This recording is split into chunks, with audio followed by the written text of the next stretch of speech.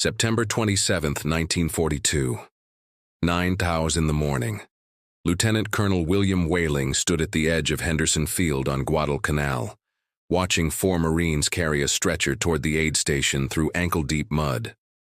The body on the stretcher was covered with a poncho, but blood had soaked through in several places, turning the khaki fabric dark brown. 22 years old. 3rd patrol this week. Dead before he ever saw the Japanese position that killed him. 3 more stretchers followed in grim procession. The jungle had swallowed a 7-man patrol that morning at 0600. 4 bodies came back 3 hours later, carried by the 3 survivors who looked like they'd aged 10 years in those 3 hours. The Japanese owned the jungle.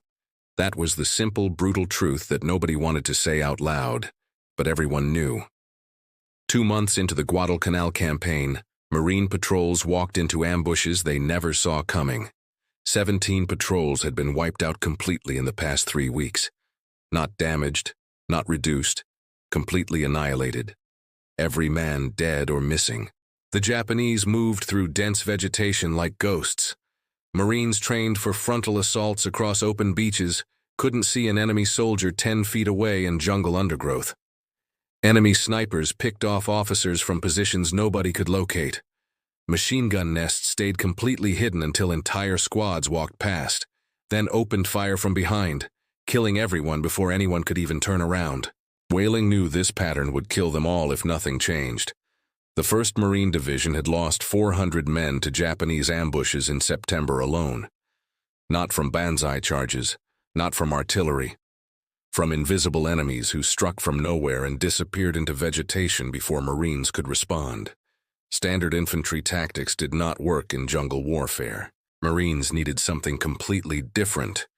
Something the Japanese didn't expect. Something that would turn the hunters into the hunted. 2 days earlier, Whaling had been abruptly relieved of his command as executive officer of the 5th Marine Regiment. Not for combat failure, not for tactical mistakes. Just personality conflicts with his commanding officer, the kind of petty leadership disputes that destroyed careers in peacetime, but seemed absurdly trivial when men were dying every day. Most officers in his position would have been shipped back to the United States, their combat careers effectively over. But Colonel Gerald C. Thomas, the divisional chief of staff, knew Whaling's reputation. World War I veteran who'd earned a Silver Star at Blancmont. Expert marksman, who had competed in the 1924 Olympics as part of the Marine Corps rifle team. Most importantly, Whaling understood fieldcraft and small unit tactics better than any officer in the division. Thomas kept him on Guadalcanal, told him to think about their jungle problem. Find a solution before the Japanese bled the division white through 1,000 small ambushes.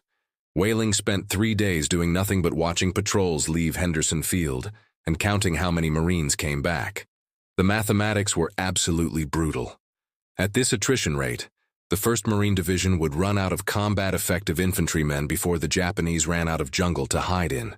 He needed men who could hunt the hunters, men who understood stalking prey through difficult terrain, men who could read subtle signs in nature, broken branches, disturbed soil, the direction birds flew when startled, men who could move silently and kill without being seen. On September 29th, Whaling walked into General Alexander van de Grift's command tent with a proposal that would change Marine Corps doctrine forever. "I want to organize a specialized scout sniper unit," Whaling said without preamble. 100 volunteers handpicked from Marines with hunting backgrounds, outdoorsmen, skilled marksmen, men who grew up in forests and mountains. We train them in reconnaissance and ambush tactics. Send them into the jungle in teams of 2 or 3 to gather intelligence and eliminate Japanese positions before regular patrols advance. Van de Grift studied Whaling for a long moment. The general had been reading historical accounts of Lieutenant Colonel Robert Rogers and his Rangers during the French and Indian War. Small, mobile units operating independently behind enemy lines. Unconventional tactics that disrupted enemy operations. The concept fit perfectly with their desperate situation on Guadalcanal. "How long do you need?" Van de Grift asked. 1 week to find the right men and start training." "You have it. Find your hunters, Colonel." If you want to see how Whaling built the deadliest unit in the Pacific, and how his methods directly led to the most legendary Marine unit of World War II. Hit that like button right now. This story gets absolutely insane, and you won't want to miss what happens next. Whaling started reading service records that same night, looking for specific markers that indicated a Marine might excel in unconventional warfare. Expert rifle qualification was obvious, but he was not looking for Marines who could shoot well on a rifle range. He needed Marines who had hunted their entire lives, who understood how to track prey through forests, who knew instinctively how to move without alerting game. Rural backgrounds mattered. Marines from farming communities or mountain regions, men who had grown up poor during the Depression and hunted to put food on the table, not for sport. Those men understood survival, understood that hunting was serious business, not recreation. He also looked for something unusual in military selection criteria, disciplinary records that showed independence rather than cowardice. Marines who got in trouble for questioning orders but always completed the mission anyway. Men who thought for themselves instead of blindly following procedures. The Marine Corps traditionally hated that kind of Marine, called them troublemakers. But Whaling understood that a Marine who could think independently might survive behind enemy lines where following standard procedures would get you killed. By October 1st, Whaling had identified 43 candidates. He called them to a briefing at OR 600 on October 2nd in a tent that smelled like mildew and insect repellent.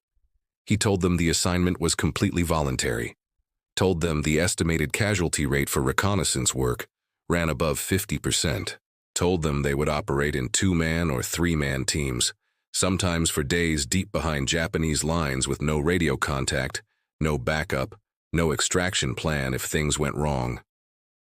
"If you get pinned down out there," Whaling said bluntly, "you're on your own. The division can't afford to lose more men looking for lost scouts. You'll either fight your way back to our lines or you won't come back at all. Anyone who doesn't like those odds can walk out right now. No shame, no black marks on your record." 41 Marines stayed. 2 walked away, not because they were cowards, but because they understood their limitations and were honest about it. Whaling looked at the men standing in front of him. Most were 20 years old or younger. Half had been in combat less than 2 months. But they had something the regular infantry absolutely did not have. They wanted to hunt. They wanted to take the fight to the Japanese on terms that favored stealth over strength. And Whaling was about to teach them how to become the most feared unit the Japanese would face in the Pacific War. His training methods would create a template. 2 years later, another Marine officer would read Whaling's after-action reports, study his selection criteria and training protocols, and build something even more audacious. That officer would add one completely unauthorized requirement to his recruitment process, a requirement that would shock the entire Marine Corps, violate every principle of military discipline, and create a legend that lasted 80 years. Whaling started training on October 3, 1942. No training manuals existed for what he was trying to build. The Marine Corps had disbanded its Scout Sniper program after World War I ended, deciding that specialized units were unnecessary in modern warfare. Everything Whaling knew came from personal experience accumulated over 24 years in the Corps. Jungle patrols in Nicaragua hunting bandits, French battlefields in 1918 where he learned that invisible soldiers lived longer than brave ones who charged machine guns. The first lesson was absolute silence. Whaling took his volunteers into the jungle west of Henderson Field and gave them a simple test. Walk 100 yards through dense vegetation without making any noise that would alert an enemy position 200 yards away. Every single man failed on the first attempt. Equipment rattled, cartridge belts, canteens, entrenching tools. Boots cracked branches that sounded like gunshots in the jungle silence. Canteens clinked against rifle stocks. The jungle amplified every sound, carrying it for incredible distances through the humid air. He made them try again. This time he had them remove everything that made noise. They taped down metal parts with cloth strips, wrapped fabric around canteen hooks, walked in soft-soled boots instead of standard-issue combat boots with cleated soles designed for traction on mud. After 3 days of constant practice, Half the Marines could move through dense jungle vegetation without alerting Japanese positions 200 yards away. The other half kept practicing until they got it right. Marksmanship training came next. Most Marines could hit stationary targets at 300 yards on a rifle range under ideal conditions. But rifle ranges didn't have wind, didn't have rain, didn't have targets that shot back, didn't have adrenaline flooding your system while you tried to control your breathing and squeeze the trigger smoothly. Whaling taught them to estimate distance by terrain features instead of relying on range markers. Taught them to judge wind by watching how vegetation moved. Explained how humidity and temperature affected bullet trajectory in ways most Marines never considered. Made them fire from uncomfortable positions. Uphill angles, downhill angles, lying in mud, crouched behind cover that barely concealed them. By October 10th, his best shooters could kill Japanese soldiers at 400 yards using iron sights with no magnification. But the hardest part of the training wasn't technical skills. It was teaching these Marines to think completely differently from how they'd been trained since boot camp. Regular Marine infantry operated in squads of 12 men with a clear chain of command. Orders flowed down from officers to squad leaders to individual Marines. Initiative was actively discouraged. You did what you were told, when you were told, exactly how you were told to do it. Whaling needed the exact opposite. He needed 2-man or 3-man teams operating independently for days, making life-or-death tactical decisions without asking permission from anyone. He needed Marines who could adapt when carefully laid plans failed, because plans always failed in combat. He trained them in map reading and terrain analysis using captured Japanese maps. Taught them how to identify good ambush positions just by looking at topography. How to sketch enemy fortifications accurately enough that artillery officers could target them. How to estimate enemy troop strength from subtle indicators like campfire smoke patterns and foot traffic on trails. These were skills that regular infantry never learned, because officers and intelligence personnel did all that analytical thinking for them. Whaling was creating Marines who could think like officers while still being trigger pullers. On October 13th, Whaling received urgent orders from General Vandegrift. The division was planning a major offensive across the Matanikau River. Japanese forces had dug in heavily on the western side. Machine gun nests covered every obvious approach. Artillery positions sat hidden somewhere in the jungle canopy. Regular patrols kept getting slaughtered trying to locate these positions. Vandegrift wanted Whaling to take his partially trained scout sniper unit, men who'd had exactly 10 days of specialized training, and locate Japanese defensive positions before the offensive started. Whaling picked 8 men, split them into 4 2-man teams, gave each team a specific sector to scout, told them to avoid contact with the enemy if possible, gather intelligence, and return. If you get pinned down, he told them bluntly, you're on your own, no rescue missions. The division can't afford to lose more men looking for you. Fight your way back or don't come back. The first team departed at 400 on October 14th. 2 Marines, both from Montana. Both grew up hunting elk in mountain forests where visibility was limited and patience was essential. They moved west along the Matanikau River for 3 hours through terrain so difficult that regular patrols couldn't navigate it. At 0715, they found a Japanese artillery position. 4 Type 92 howitzers hidden under camouflage netting, positioned to fire on Marine assault routes across the river. Approximately 60 soldiers providing security and serving the guns. The 2 Marines spent an hour observing the position from concealment 300 yards away. They sketched the exact layout, counted ammunition crates, noted approach routes, and identified the command tent. Then they withdrew as silently as they'd arrived and returned to Marine lines by noon.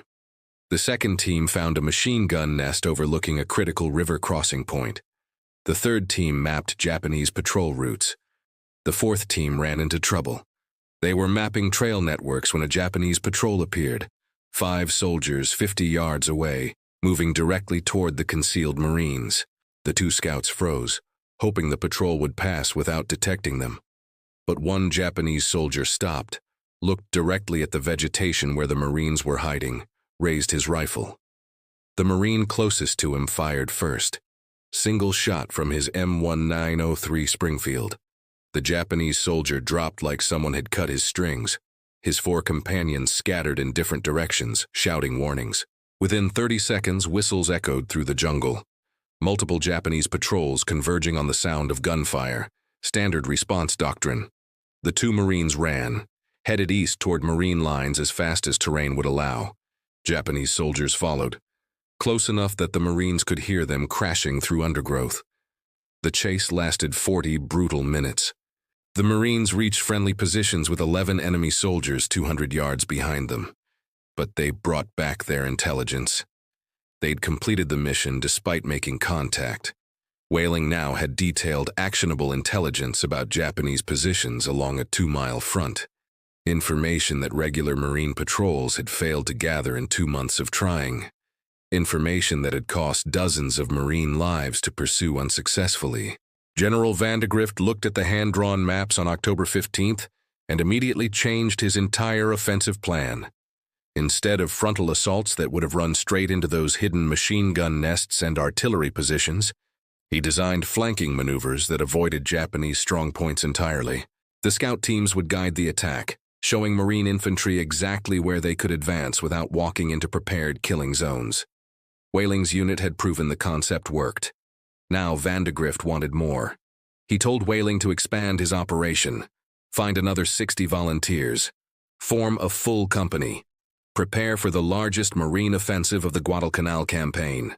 The Battle of the Matanikau was coming, and Whaling's scout snipers would lead the way into some of the deadliest jungle fighting the Pacific War had yet seen. The Matanikau offensive began at 600 on October 26, 1942. Whaling's scouts moved out 30 minutes before the main assault, small teams infiltrating through Japanese lines in the pre-dawn darkness, navigating by compass and memorized terrain features. Their mission was brutally simple. Infiltrate deep behind Japanese positions, locate command posts and artillery positions, eliminate officers and radio operators, create chaos and confusion before Marine infantry crossed the river in force. Whaling had organized his scouts into what was officially called a composite battalion. Everyone else just called it Whaling's Group, a unit that didn't fit into any standard Marine Corps organizational structure. It combined his scout snipers with elements of 3rd Battalion, 2nd Marines, creating a hybrid force designed specifically for jungle warfare. They crossed the Matanikau River, 3 miles upstream from Japanese positions. The water was chest-deep, muddy, moving fast. Marines held their rifles and ammunition above their heads while struggling to maintain footing on slippery rocks. Once across, they moved through jungle so dense that visibility dropped to 20 feet. No trails, no maps of this terrain. Just compass bearings and Whaling's instinct for terrain developed through decades of experience. By Aero 800, they had penetrated 2 miles behind Japanese defensive lines without being detected. The jungle canopy was so thick that they operated in permanent twilight even at mid-morning, moving through a green cathedral of vegetation where sound carried strangely, and distance was impossible to judge accurately. The first engagement happened at Aero 920. A scout team spotted a Japanese command post, a tent with radio equipment and several officers studying maps spread across a folding table. 6 officers, 15 soldiers providing security. Normal protocol would be to mark the position and call in artillery, but these scouts had a different mission. They waited until all the officers gathered for a morning briefing, then opened fire from 200 yards away. 4 officers dropped in the first volley. The remaining Japanese soldiers scattered into jungle undergrowth, completely disoriented, never identifying where the fire came from. The scouts were gone before any organized response could develop. 30 minutes later, another scout team eliminated a forward observer who was calling artillery strikes on Marine positions. Single shot from 300 yards. The observer collapsed over his radio. Japanese artillery fire became sporadic and uncoordinated for the next several hours, because nobody was adjusting the rounds. By noon, Whaling's group had completely encircled Japanese positions west of the Matanikau. Regular Marine battalions attacked from the east while scouts cut off retreat routes to the west. Japanese forces found themselves trapped between two forces with no escape routes and no reinforcements coming. The fighting lasted 4 brutal days. Between October 26th and October 29th, approximately 750 Japanese soldiers died in the encirclement. The Japanese 4th Infantry Regiment effectively ceased to exist as a combat-effective unit. Marine casualties were lighter than any previous offensive on Guadalcanal. 43 killed, 112 wounded. General Vandegrift credited the scout snipers with fundamentally changing the tactical situation. Small teams gathering intelligence, eliminating key leaders, disrupting command and control. The Japanese hadn't expected Marines to fight this way. They'd expected frontal assaults that ran into prepared defenses. They got infiltration and ambush from Marines who'd learned to move through jungle as silently as the Japanese themselves. Whaling's methods worked brilliantly, but they came with a price. On October 28th, Whaling personally led a patrol 2 deep into Japanese territory. A mortar round exploded close enough to tear shrapnel through his leg and lower back. Nothing immediately life-threatening, just enough damage to put him in a field hospital for observation. Infection set in 3 days later, a constant risk in the tropical environment where the smallest wound could turn septic within hours. By November 3rd, fever forced his evacuation to a hospital ship offshore. He spent the next 4 months recovering in hospitals, missed the rest of the Guadalcanal campaign entirely, but his program survived and expanded. The 1st Marine Division formally established scout sniper platoons in each infantry regiment. Headquarters Company got dedicated reconnaissance sections. Training protocols became standardized. Selection criteria were formalized and distributed throughout the division. Everything Whaling had created from scratch in September became official Marine Corps doctrine by December 1942. The division awarded him the Legion of Merit in February 1943. The citation read that he had organized a scout sniper detachment and supervised training of selected groups in scouting, stalking, and ambush tactics. His instruction and expert knowledge of jungle warfare contributed immeasurably to the success achieved by Marine patrols throughout the campaign. Whaling never returned to Guadalcanal. He took command of the 1st Marine Regiment in Australia, led them at Cape Gloucester, eventually commanded the 29th Marines on Okinawa, where he earned the Navy Cross for actions under fire. He retired as a Major General in 1954 after 37 years of service. But his real legacy wasn't medals or promotions. It was a concept, a template for how Marines could fight differently. His program became the foundation for all Marine scout sniper operations through World War II, Korea, Vietnam, and every subsequent conflict where Marines needed intelligence from places regular infantry couldn't reach. And 2 years after Whaling created his first scout sniper units on Guadalcanal, another Marine officer read his after-action reports, studied his training methods meticulously, and decided to build something even more aggressive. This officer didn't want disciplined Marines who followed orders. He wanted fighters, troublemakers, men who won brawls and ended up in the Brig. He was about to implement the most controversial recruitment strategy in Marine Corps history and create the most legendary scout sniper unit of the entire Pacific War. January 15, 1944. 7 in the morning. First Lieutenant Frank Tchaikovsky walked through the Brig at Marine Corps Base Camp Tarawa in Hawaii, looking at the worst Marines in the 2nd Marine Division through steel bars. He was 29 years old, combat veteran of both Guadalcanal and Tarawa, looking specifically for Marines who were locked in cells for fighting, assault charges, insubordination, destruction of property, the kind of disciplinary problems that normally got Marines dishonorably discharged. Tchaikovsky wasn't there to punish them. He was there to recruit them. 3 months earlier, Colonel James Roosevelt, son of President Franklin Roosevelt and commander of the 2nd Marine Raider Battalion, had given Tchaikovsky an unusual order: form an elite scout sniper platoon for the 6th Marine Regiment. Model it after British commandos who operated behind enemy lines in Europe. Train 40 men in reconnaissance and long-range precision killing. But Roosevelt added one critical instruction that made this assignment completely different from Whaling's approach. Do not recruit from regular infantry. I want men who can't follow orders, men who think for themselves, men who will survive behind enemy lines where rulebook tactics get you killed. Tucholsky understood the assignment perfectly. He had personally read every one of William Whaling's after-action reports from Guadalcanal, studied how small teams of scouts had disrupted Japanese operations through intelligence gathering and targeted killing. But Whaling had recruited hunters and outdoorsmen, disciplined men who happened to have exceptional fieldcraft skills developed through years of hunting. Tucholsky wanted something completely different. He wanted men whose first instinct was to fight, not to follow orders. His selection criteria was brutally simple and would have gotten him court-martialed if anyone had officially documented it. Find Marines who won fights and ended up in the brig. Ignore the Marines who lost fights and went to sick bay. He explained his logic to skeptical officers. When two Marines fight, one wins and one loses. The loser goes to the infirmary with injuries. The winner goes to the brig for assault. Standard Marine justice punishes exactly the wrong Marine. The winner proved he can handle himself in combat, proved he won't quit when things get violent. That's exactly the Marine I want on my team. The brig commander at Camp Tarawa thought Tucholsky was completely insane, told him these men were troublemakers, discipline problems, criminals who couldn't function in a regular unit. That's exactly what I need, Tucholsky replied.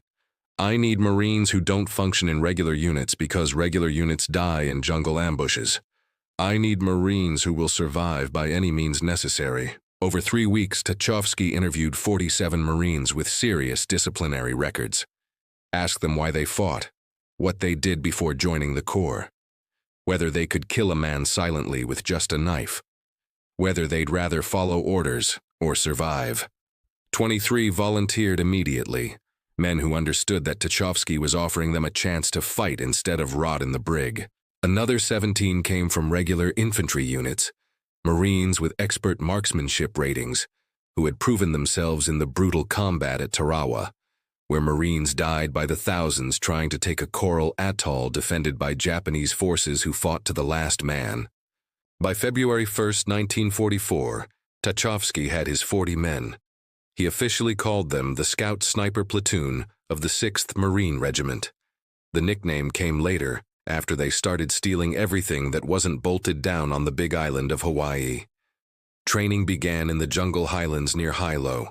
Tucholsky used Whaling's methods as a proven foundation: silent movement, long-range marksmanship, independent decision-making, map reading, terrain analysis.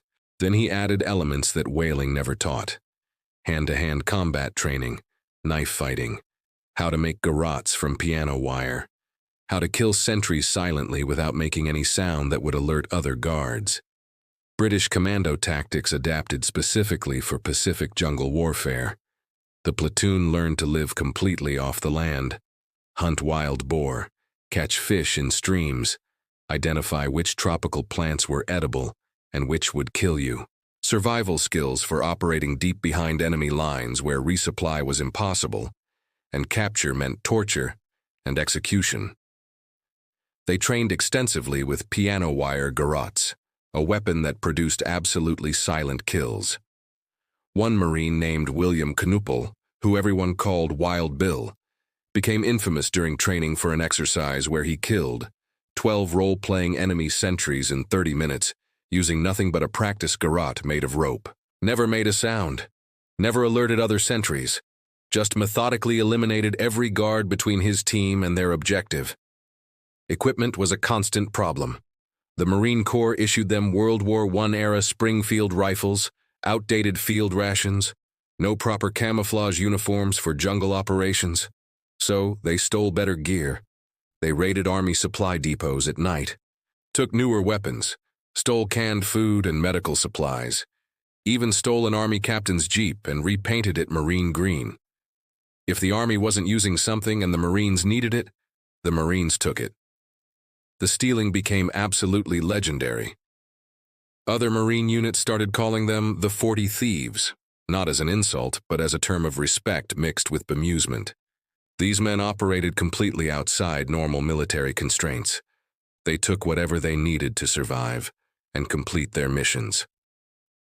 Officers looked the other way because Tucholsky was building something unprecedented. If you want to see how these 40 thieves earned their reputation on Saipan and stopped a 3,000-man Banzai charge that should have broken through Marine lines, hit that like button and subscribe right now, because what happens next is absolutely insane. By May 1944, the 40 thieves were as ready as any unit could be for what was coming. Saipan, 15 square miles of volcanic rock, coral cliffs, and dense jungle. 30,000 Japanese defenders who had been preparing fortifications for months. The first invasion of Japanese home territory, the enemy would fight with suicidal determination because this was no longer colonial territory. This was Japan itself under attack. High Command expected 70% casualties in the first week. The Marianas Campaign would be the bloodiest operation of the Pacific War to date. The 40 thieves would go in first, days before the main landing. Their mission was brutally simple: scout enemy positions, map defensive fortifications, kill officers, and survive long enough to guide the main assault force through the most heavily defended beaches in the Pacific. June 15, 1944. 5:30 in the morning. Corporal William Knupel crouched in a Higgins boat 300 yards off Saipan's western shore. He was 21 years old, member of the 40 Thieves, watching naval bombardment tear apart the beaches ahead in a display of firepower that seemed impossible to survive. The noise was beyond description: 16-inch guns from battleships, 5-inch destroyer batteries, rockets from specialized landing craft. The entire shoreline disappeared under smoke, fire, and explosions that created a curtain of destruction. The Japanese were waiting anyway. They always were. The 2nd and 4th Marine Divisions hit the beaches at 0840. 8,000 Marines in the first wave, packed into landing craft that approached through a hell of machine gun fire, mortar rounds, and artillery that had been pre-sighted on every possible landing zone. Marines died before they even left their boats. Bodies floated in the surf.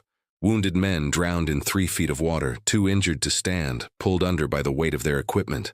The 40 Thieves landed in the 4th wave, but their mission was completely different from regular infantry. While line companies fought desperately for footholds on the beaches, Tucholsky's platoon moved inland immediately. They were looking for Japanese command posts, artillery positions, supply dumps, targets that regular Marines wouldn't reach for days if they survived the beach assault at all. By noon, the thieves had penetrated half a mile inland into dense sugarcane fields, where visibility dropped to 10 feet. Perfect terrain for ambushes. Japanese soldiers hid everywhere, in caves, underground bunkers, spider holes covered with vegetation that made them invisible until you stepped directly on them. The first silent kill happened at 1300 hours. 2 thieves were scouting a trail network when they spotted a Japanese radio operator alone, setting up antenna wire for communications. They approached from behind. Piano wire garrote. The operator died without making any sound, just slumped forward over his radio equipment. They took his maps and codebooks, left his body hidden in the sugarcane. Japanese officers never knew their forward communications post had been eliminated until hours later, when they couldn't raise the operator on the radio. 2 hours later, another team eliminated a 3-man observation post. Knives. No gunfire, no sound. Japanese artillery became uncoordinated because the forward observers who adjusted fire were dead, and nobody knew it. This was exactly what Tucholsky had trained them for: silent killing, operating independently, making life or death tactical decisions without waiting for orders from officers who were miles away fighting on the beaches. The thieves moved through Japanese-controlled territory like ghosts. Regular Marine infantry fought set-piece battles for every yard of coral and sand. The thieves hunted. On June 16th, Tucholsky led a patrol to scout Mount Tapochau, a volcanic peak in central Saipan. Intelligence reports indicated Japanese forces were using the mountain as an observation post, calling artillery strikes on Marine positions from a vantage point that overlooked the entire western coast. Somebody up there needed to die. The patrol climbed through jungle so thick they used machetes to cut through vines. Reached the base of Mount Tapochau at 0900, Found a trail leading upslope with fresh footprints and bicycle tracks. The Japanese were using bicycles to move supplies and personnel up the mountain because motor vehicles could not navigate the terrain. Tucholsky positioned his 5 best snipers along the trail in concealed positions, gave them Springfield rifles fitted with Unertl 8X scopes, told them to wait for targets and take single, carefully aimed shots. By noon, Japanese soldiers started descending on bicycles. Officers, couriers carrying message pouches, supply runners. They made easy targets, silhouetted against the trail, moving at predictable speeds. The thieves killed 14 men that afternoon, never fired more than 1 shot per target, never gave away their positions.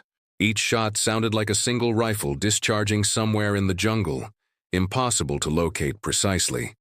The Japanese response was completely predictable. They sent a 40-man patrol uphill to find and eliminate the snipers.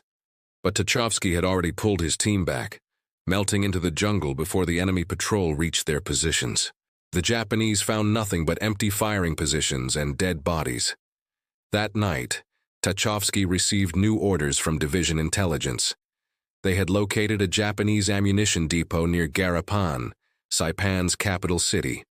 Division wanted the thieves to scout the depot and report on security measures, possibly destroy it if the opportunity presented itself without excessive risk. The mission was borderline suicidal. Garapan sat 2 miles behind Japanese lines, thousands of enemy soldiers between Marine positions in the city. No support available, no backup plan. If something went wrong, the thieves would be completely on their own in the middle of 30,000 Japanese defenders. Tucholsky picked 8 men, best fighters in the platoon, told them they would leave at 0200 on June 17th, move through Japanese lines in darkness, scout the ammunition depot, and return before dawn. He didn't tell them about the classified intelligence report he'd read that afternoon, the report that said Japanese commanders had issued orders to take no prisoners, that wounded Marines were being used as bait to ambush rescue parties, that the enemy was preparing for massive Banzai charges that would throw every available soldier at Marine positions in suicidal human wave attacks. The thieves were walking into hell, and they wouldn't come back the same men who left. The 8-man patrol departed Marine lines at 0200 on June 17th. No moon, cloud cover, complete darkness. They moved west through sugarcane fields toward Garapan, stopping every 50 yards to listen. The jungle was never truly silent on Saipan. Japanese patrols moved constantly. Artillery rumbled in the distance like a continuous thunderstorm. Wounded men screamed in no man's land between the opposing lines, American and Japanese voices alike, crying for medics who couldn't reach them. By 0330, the thieves had covered 1 mile through enemy territory, crossed 2 Japanese patrol routes without being detected, moving with the absolute silence that Tucholsky had drilled into them during months of training. Sergeant William Knuppel led the patrol, reading terrain by feel, stopping instinctively whenever he sensed movement ahead. The rest followed in single file, 10-foot intervals, no talking, communication only through hand signals that were barely visible in the darkness.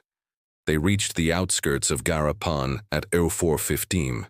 The city had been systematically destroyed by naval bombardment over the preceding days. Buildings reduced to rubble, streets cratered by high explosive shells. But military infrastructure remained functional. The thieves could see Japanese soldiers moving through ruins, supply trucks navigating damaged roads, communication lines strung between partially collapsed buildings. This was still a functioning military base despite looking like the surface of the moon. The ammunition depot sat on the northern edge of town. 3 concrete bunkers surrounded by barbed wire and guard towers. 16 soldiers visible on patrol routes, probably twice that number inside the bunkers. Tucholsky's orders were to scout and report, not engage. But looking at those bunkers, he saw an opportunity that might not present itself again. The bunkers had ventilation shafts, narrow openings in the concrete large enough for a satchel charge. If they could place explosives without being detected, they could destroy the entire depot, eliminate tons of Japanese ammunition, cripple enemy artillery for days. He made the decision. 2 men would approach the nearest bunker and plant charges. The other 6 would provide covering fire if anything went wrong. Corporal Roscoe Mullins and Private Otto Kirschke volunteered. Both had combat engineering experience. Both understood demolitions and knew how to set charges for maximum destruction. They crawled the last 100 yards toward the bunker, taking 20 agonizing minutes to cross open ground, while Japanese guards walked patrol routes 30 feet away.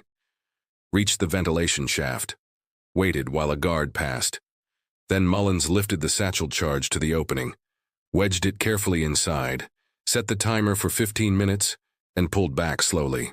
They were 10 yards from the bunker when a guard turned unexpectedly and saw them. The Japanese soldier shouted, raising his rifle. Mullins fired first.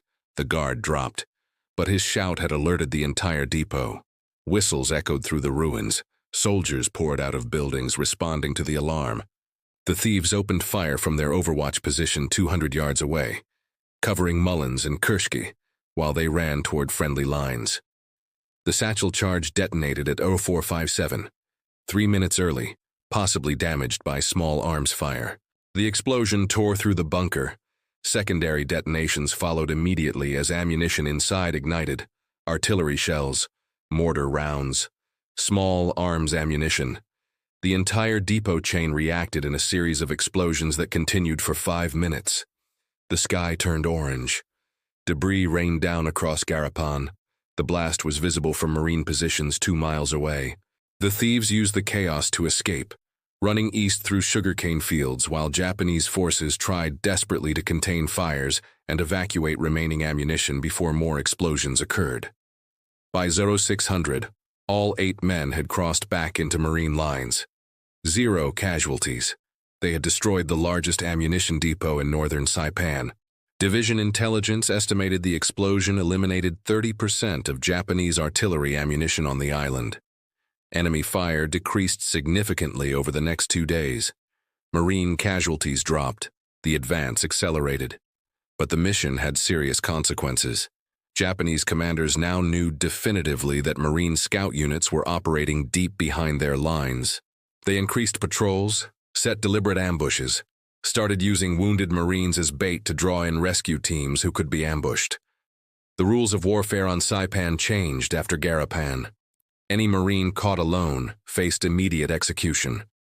On June 19th, a thief patrol walked directly into a perfectly executed ambush near Mount Tapochau. 4 men scouting trail networks. Japanese soldiers had positioned themselves in trees and concealed underground positions, waited until the patrol was completely surrounded, then opened fire from multiple directions simultaneously.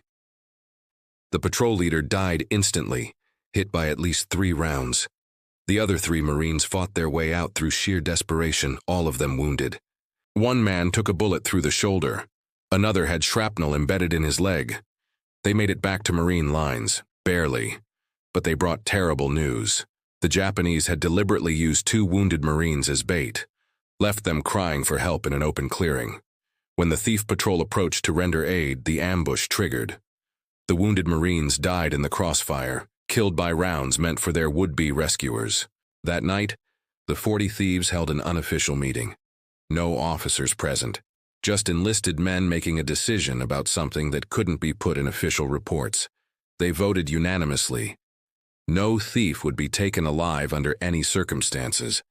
If wounded too badly to escape, other thieves would ensure a quick death rather than risk capture, torture, and execution. The war on Saipan had become deeply personal in ways that transcended normal military operations. By June 23rd, the 40 thieves had been in continuous combat for 8 days straight. No rest, no rotation off the front lines.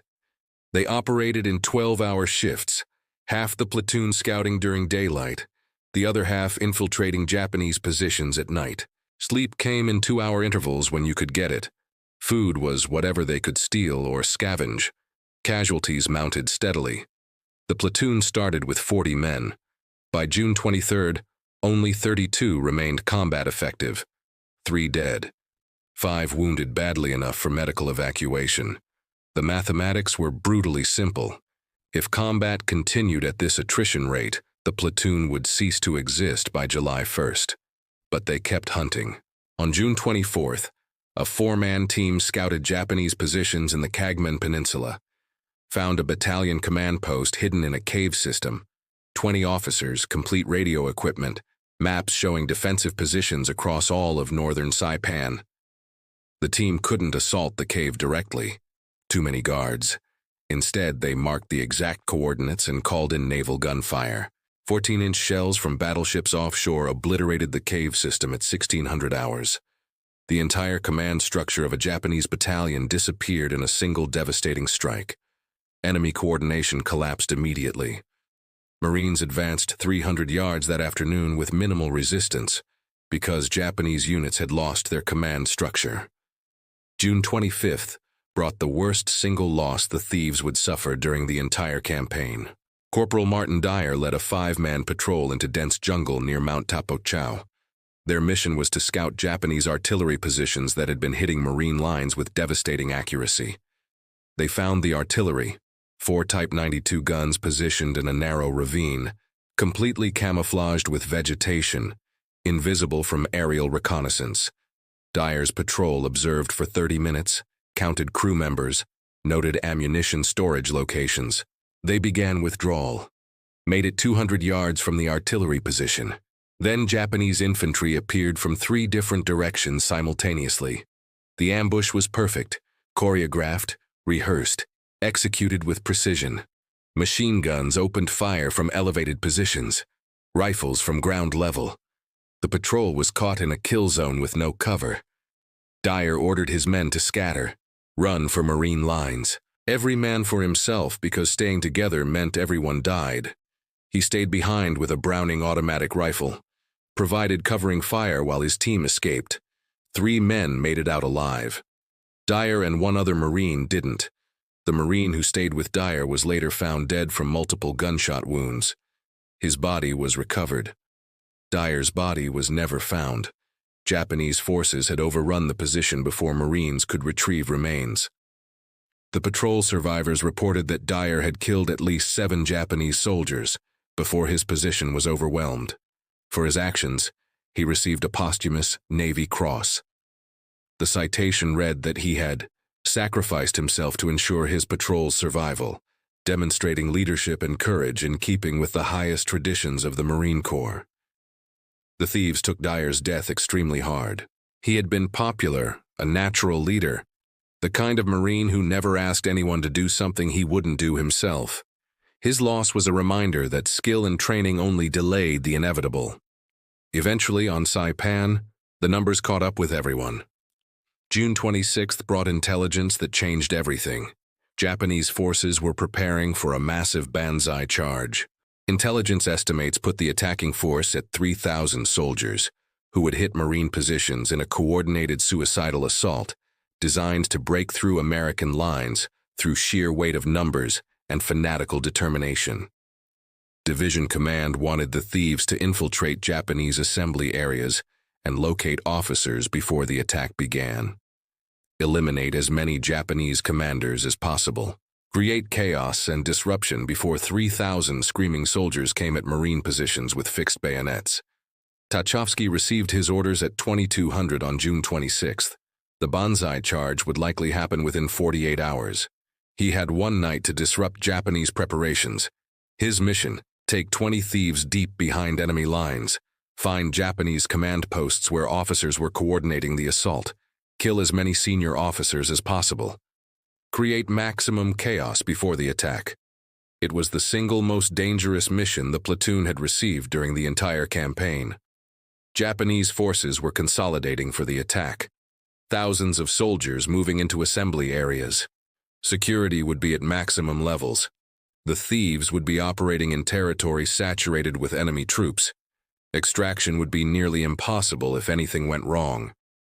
Division intelligence estimated the explosion eliminated 30% of Japanese artillery ammunition on the island. Enemy fire decreased significantly over the next 2 days. Marine casualties dropped. The advance accelerated. But the mission had serious consequences. Japanese commanders now knew definitively that Marine scout units were operating deep behind their lines. They increased patrols, set deliberate ambushes, started using wounded Marines as bait to draw in rescue teams who could be ambushed. The rules of warfare on Saipan changed after Garapan. Any Marine caught alone faced immediate execution. On June 19th, a thief patrol walked directly into a perfectly executed ambush near Mount Tapachau. 4 men scouting trail networks. Japanese soldiers had positioned themselves in trees and concealed underground positions, waited until the patrol was completely surrounded, then opened fire from multiple directions simultaneously. The patrol leader died instantly, hit by at least 3 rounds. The other 3 Marines fought their way out through sheer desperation, all of them wounded. One man took a bullet through the shoulder, another had shrapnel embedded in his leg. They made it back to Marine lines. Barely, but they brought terrible news. The Japanese had deliberately used 2 wounded Marines as bait, left them crying for help in an open clearing. When the thief patrol approached to render aid, the ambush triggered. The wounded Marines died in the crossfire, killed by rounds meant for their would-be rescuers. That night, the 40 thieves held an unofficial meeting. No officers present, just enlisted men making a decision about something that couldn't be put in official reports. They voted unanimously. No thief would be taken alive under any circumstances. If wounded too badly to escape, other thieves would ensure a quick death rather than risk capture, torture, and execution. The war on Saipan had become deeply personal in ways that transcended normal military operations. By June 23rd, the 40 thieves had been in continuous combat for 8 days straight. No rest, no rotation off the front lines. They operated in 12-hour shifts, half the platoon scouting during daylight, the other half infiltrating Japanese positions at night. Sleep came in 2-hour intervals when you could get it. Food was whatever they could steal or scavenge. Casualties mounted steadily. The platoon started with 40 men. By June 23rd, only 32 remained combat effective, 3 dead, 5 wounded badly enough for medical evacuation. The mathematics were brutally simple. If combat continued at this attrition rate, the platoon would cease to exist by July 1st. But they kept hunting. On June 24th, a 4-man team scouted Japanese positions in the Kagman Peninsula, found a battalion command post hidden in a cave system. 20 officers, complete radio equipment, maps showing defensive positions across all of northern Saipan. The team couldn't assault the cave directly. Too many guards. Instead, they marked the exact coordinates and called in naval gunfire. 14-inch shells from battleships offshore obliterated the cave system at 1600 hours. The entire command structure of a Japanese battalion disappeared in a single devastating strike. Enemy coordination collapsed immediately. Marines advanced 300 yards that afternoon with minimal resistance because Japanese units had lost their command structure. June 25th brought the worst single loss the thieves would suffer during the entire campaign. Corporal Martin Dyer led a 5-man patrol into dense jungle near Mount Tapachau. Their mission was to scout Japanese artillery positions that had been hitting Marine lines with devastating accuracy. They found the artillery, 4 Type 92 guns positioned in a narrow ravine, completely camouflaged with vegetation, invisible from aerial reconnaissance. Dyer's patrol observed for 30 minutes, counted crew members, noted ammunition storage locations. They began withdrawal, made it 200 yards from the artillery position. Then Japanese infantry appeared from 3 different directions simultaneously. The ambush was perfect, choreographed, rehearsed, executed with precision. Machine guns opened fire from elevated positions, rifles from ground level. The patrol was caught in a kill zone with no cover. Dyer ordered his men to scatter, run for Marine lines. Every man for himself because staying together meant everyone died. He stayed behind with a Browning automatic rifle, provided covering fire while his team escaped. 3 men made it out alive. Dyer and 1 other Marine didn't. The Marine who stayed with Dyer was later found dead from multiple gunshot wounds. His body was recovered. Dyer's body was never found. Japanese forces had overrun the position before Marines could retrieve remains. The patrol survivors reported that Dyer had killed at least 7 Japanese soldiers before his position was overwhelmed. For his actions, he received a posthumous Navy Cross. The citation read that he had sacrificed himself to ensure his patrol's survival, demonstrating leadership and courage, in keeping with the highest traditions of the Marine Corps. The Thieves took Dyer's death extremely hard. He had been popular, a natural leader, the kind of Marine who never asked anyone to do something he wouldn't do himself. His loss was a reminder that skill and training only delayed the inevitable. Eventually, on Saipan, the numbers caught up with everyone. June 26th brought intelligence that changed everything. Japanese forces were preparing for a massive Banzai charge. Intelligence estimates put the attacking force at 3,000 soldiers, who would hit Marine positions in a coordinated suicidal assault, designed to break through American lines through sheer weight of numbers and fanatical determination. Division Command wanted the Thieves to infiltrate Japanese assembly areas and locate officers before the attack began. Eliminate as many Japanese commanders as possible. Create chaos and disruption before 3,000 screaming soldiers came at Marine positions with fixed bayonets. Tucholsky received his orders at 2200 on June 26th. The Banzai charge would likely happen within 48 hours. He had one night to disrupt Japanese preparations.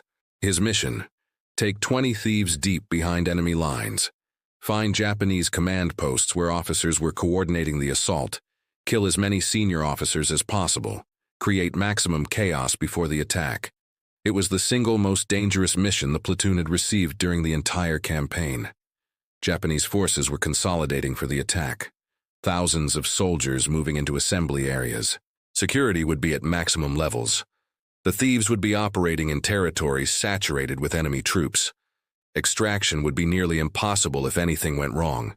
Tucholsky briefed his men at 2300 hours. Told them the odds honestly. Told them casualties would almost certainly be high. Asked for volunteers. All 20 men stepped forward immediately. Not because they were suicidally brave, but because they understood what happened if they failed. The Banzai charge would hit Marine lines with overwhelming force.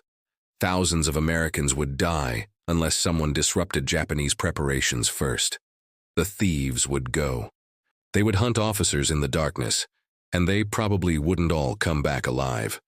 The 20 Thieves moved out at midnight on June 27, 1944. No moon, heavy cloud cover. Perfect conditions for infiltration if you knew how to move silently through hostile territory. They split into 5 teams of 4 men each. Each team had a designated sector corresponding to suspected Japanese assembly areas. Each team understood they were completely on their own if contact occurred. No backup, no extraction. Success or death were the only 2 options. Tucholsky led the center team, moving west through Japanese lines toward reported command post locations that intelligence had identified through interrogation of prisoners and analysis of radio traffic. By ZO-200, they had penetrated 1 mile into enemy territory. They found Japanese soldiers everywhere, sleeping in foxholes, standing guard at checkpoints, moving supplies toward assembly areas. Thousands upon thousands of men preparing for the assault that would come at dawn.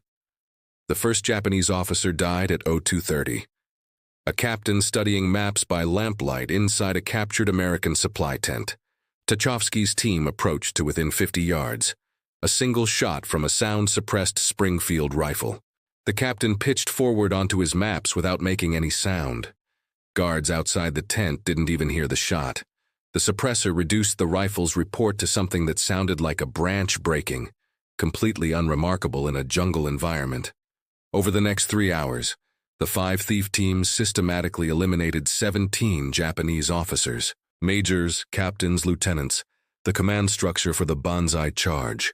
Each kill was completely silent. Each team extracted without being detected. By Aero 5:30, all 20 Thieves had returned to Marine lines. 0 casualties. They had surgically removed the leadership element that would have coordinated 3,000 soldiers in the attack. The Banzai charge finally came at Euro 400 on July 7th, delayed several days by confusion in Japanese ranks after their officers disappeared. 3,000 Japanese soldiers attacked Marine positions along a 2-mile front, screaming, bayonets fixed, running at full speed toward American lines in the largest Banzai charge of the Pacific War. The assault was absolutely ferocious, hand-to-hand combat.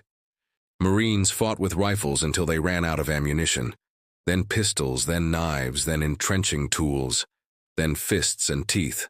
Whatever could kill an enemy who kept coming no matter how many times you shot him.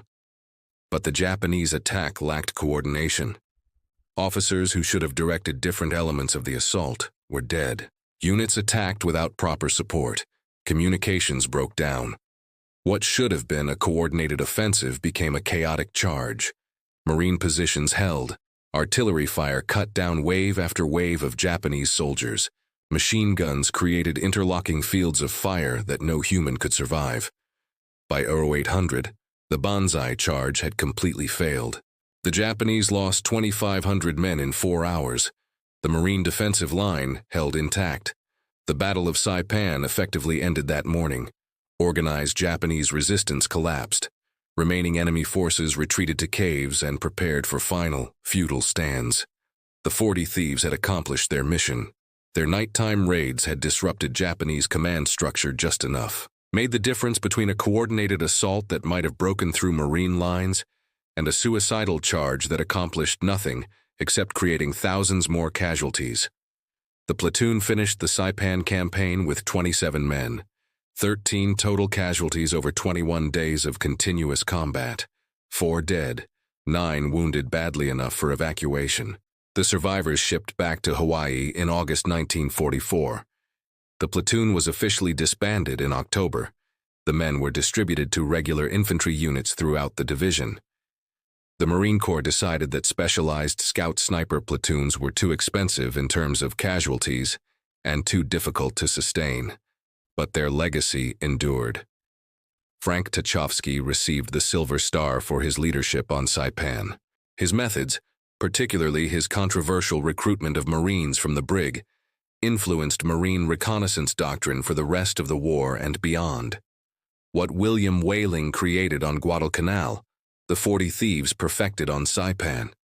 Small teams operating independently behind enemy lines, silent killing, gathering intelligence, disrupting enemy operations through surgical strikes rather than mass assaults. Modern Marine scout snipers trace their lineage directly to these men. Whaling's training methods, Tucholsky's selection criteria, the emphasis on fieldcraft, independent thinking, and silent killing. Every Marine sniper who has served since 1942 learned from lessons written in jungle combat on Pacific Islands most Americans have never heard of. The Marine Scout Sniper military occupational specialty was officially retired in December 2023 after 81 years of continuous service. But the legacy remains alive in reconnaissance platoons, in tactics manuals, in stories passed down through generations of Marines. The men who learned that sometimes the deadliest warriors are completely invisible. If this story moved you the way it moved us, hit that like button right now. Every single like tells YouTube to show this story to more people who need to hear it. Hit subscribe and turn on notifications because we're rescuing forgotten stories from dusty archives every single week. Stories about Marines who saved thousands of lives with fieldcraft, courage, and the willingness to break rules when rules didn't make sense. Real people, real heroism, real history that deserves to be remembered. Drop a comment and tell us where you're watching from. United States, United Kingdom, Australia, Canada, Japan. Our community stretches across the entire world. You're not just a viewer. You're part of keeping these memories alive. Tell us your location. Tell us if someone in your family served. Tell us if you're active duty or a veteran yourself. Just let us know you're here. Thank you for watching.